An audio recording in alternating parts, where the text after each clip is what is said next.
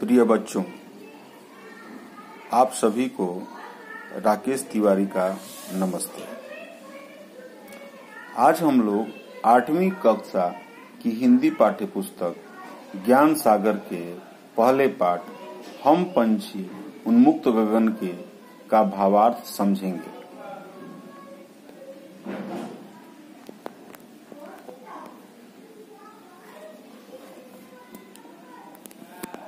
हम पंछी उन्मुक्त गगन के। हम पंछी उन्मुक्त गगन के पिंजरबद्ध न गा पाएंगे, कनक तीलियों से टकराकर पुलकित पंख टूट जाएंगे। हम बहता जल पीने वाले मर जाएंगे भूखे प्यासे, कहीं भली है कटुक निबौरी कनक कटोरी की मैदा से। बच्चों, किसी भी कविता के भावार्थ को समझने के लिए हमको दो चीजों की जानकारी होनी चाहिए। सबसे पहले कविता के अंतर्गत आए हुए कठिन शब्दों का ज्ञान होना चाहिए, उन शब्दों का अर्थ हमको आना चाहिए। और दूसरी बात जो उस भावार्थ को समझने में मदद करती है वो है कि हमको उस कविता के संदर्भ का ज्ञान होना चाहिए। उस कविता के कवि के दृष्टिकोण का पता होना चाहिए। तो इस कविता का संदर्भ, यह कविता तब की है जब हम लोग गुलाम थे। तब इस कविता में पंछी एक प्रतीक है। इस कविता के माध्यम से कवि ने आम भारतीय देश में रहने वाले देशवासियों के स्वर को उद्घाटित करने का प्रयास किया है, जिससे कवि के मानवीय दृष्टिकोण का भी पता चलता है। अब आप इसको महसूस करेंगे कि आजाद होने की कामना, आजाद होने की इच्छा, यह केवल पंछी को ही नहीं होती। हर इंसान गुलामी के बंधन से मुक्त होना चाहता है। प्रस्तुत पंक्तियों के में यही बात पंछी के माध्यम से रखी गई है। प्रस्तुत पंक्तियों में पंछी अपनी भावना व्यक्त करते हुए कहते हैं कि हम आजाद होकर विस्तृत आकाश में उड़ने वाले पंछी हैं। हम अपने सुरीले गान पिंजरे में बंद होकर नहीं गा पाएंगे। आगे पंछी कहते हैं कि पिंजरा भले ही सोने का हो, किंतु इसकी सलाखों से टकराकर खुले आकाश में उड़ने के उत्साह से प्रफुल्लित पंख टूट जाएंगे। आगे पंछी कहते हैं कि हम आजाद होकर बहता हुआ जल अर्थात नदियों, झरनों का पानी पीने वाले हैं। हम भूख प्यास से मर जाना पसंद करेंगे, लेकिन गुलामी का जीवन जीना पसंद नहीं करेंगे। वे कहते हैं कि उनके लिए सोने की कटोरी में रखी हुई मैदा से नीम के कड़वे फल अच्छे हैं।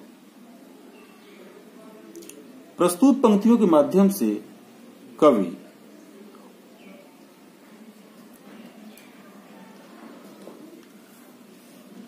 ने स्वतंत्रता के महत्व को बताया है।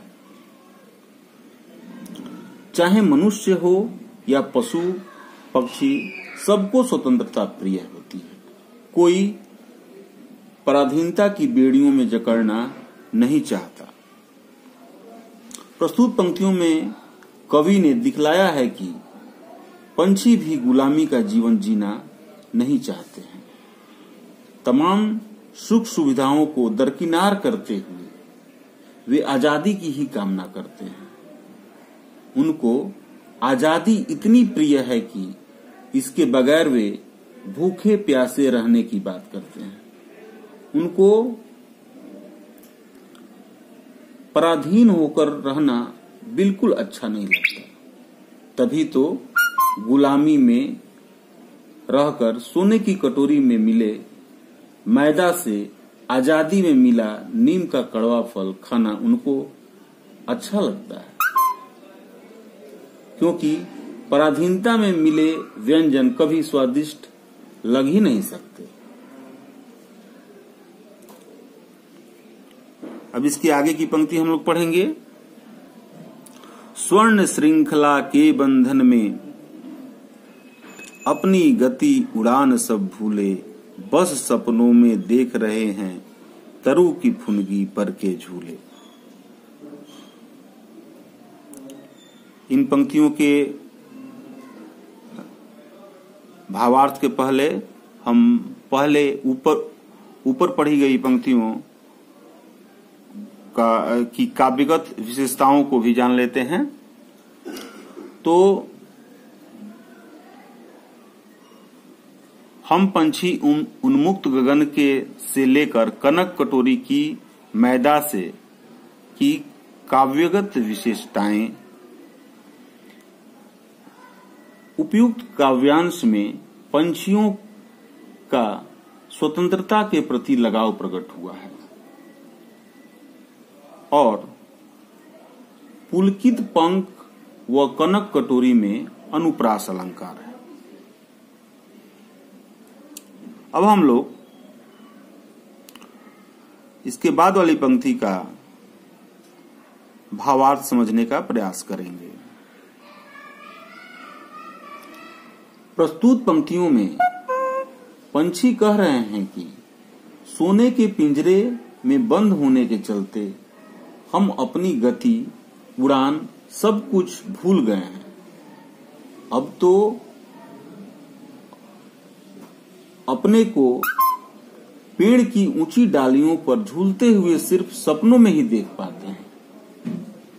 प्रस्तुत पंक्तियों के माध्यम से कवि ने दिखलाया है कि पंछी पराधीन होकर नहीं रहना चाहते हैं। उनके अंतर मन में बस आजाद होकर रहने की भावना दिखती है। गुलामी का जीवन उनको बंधन के रूप में लगता है, जिसमें उनका मन हतोत्साहित होता है। तभी तो वे अपनी गति, उड़ान आदि मूल स्वभावों को भूलने की बात करते हैं और इस स्थिति में भी आजादी के खुशनुमा पल ही उनको याद आते हैं। अब हम लोग इन पंक्तियों की काव्यगत विशेषताओं को देखेंगे। इन पंक्तियों के माध्यम से पंछियों के मन में स्वतंत्र होने की भावना का पता चलता है और इन पंक्तियों में